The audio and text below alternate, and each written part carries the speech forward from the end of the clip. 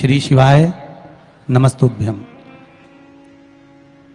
जयंत ने कहा, मैंने जयंत की मुख से श्रवण किया और जयंत के मुख से जब मैंने श्रवण करा एक वृक्ष के नीचे जल चढ़ाने के महत्व को, एक लोटा जल समर्पित करने के महत्व को मैंने जब सुना तो उसका वर्णन क्या होता है।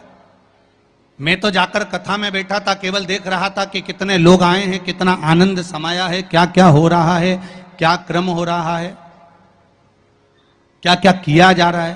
पर उस कथा में मेरी चित्तवृत्ति नहीं थी, मेरा मन नहीं था, मेरा हृदय उस कथा में नहीं था। मैं जा गया था, मैंने सोचा थोड़ा सा कथा में विघ्न डालूंगा।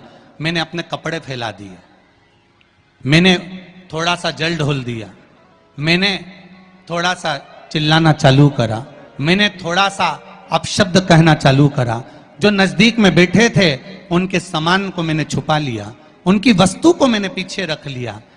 तो यहां रोचन कह रहे हैं कि मेरी जो सर्प योनि हुई है वो सर्प योनि पाने का केवल एक कारण है कि मैंने उस कथा में केवल विघ्न उत्पन्न करा।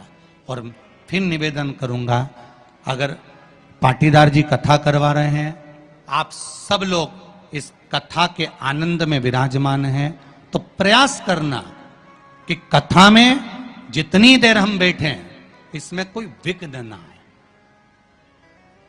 हम भगवान का नाम लेकर, स्मरण कर कर, भक्ति को धारण कर कर, भगवान के भजन को धारण कर कर अपनी चित्त वृत्ति में उतारें और प्रयास करें कि उसमें कोई विघ्न उत्पन्न ना हो, उसमें कोई विघ्न ना हो। क्यों? उसका कारण होता है कि उस विघ्न को हम अगर डालते हैं तो हमको ही भोगना पड़ता है। तो यहां रोचन कर रहे हैं कि मैंने विघ्न डाला और उसका कारण यह हुआ कि मुझे सर्प की योनि मिल गई। पर एक दिन मैंने उस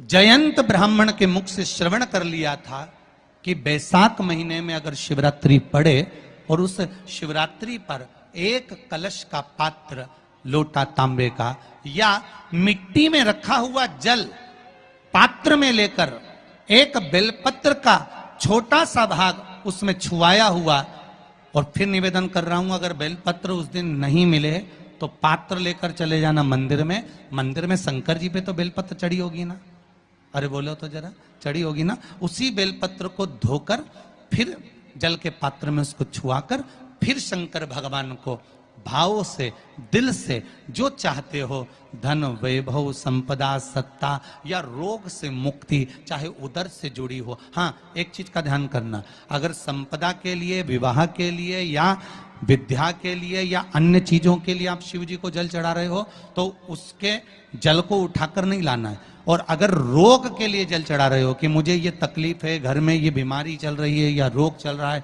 या किडनी का या लीवर का या कैंसर का या ब्लड प्रेशर का, तो जो जल तुमने समर्पित करा उसको लेकर आकर आचमन भी करना। कौन से दिन? जम के बोलो जरा। शिवरात्रि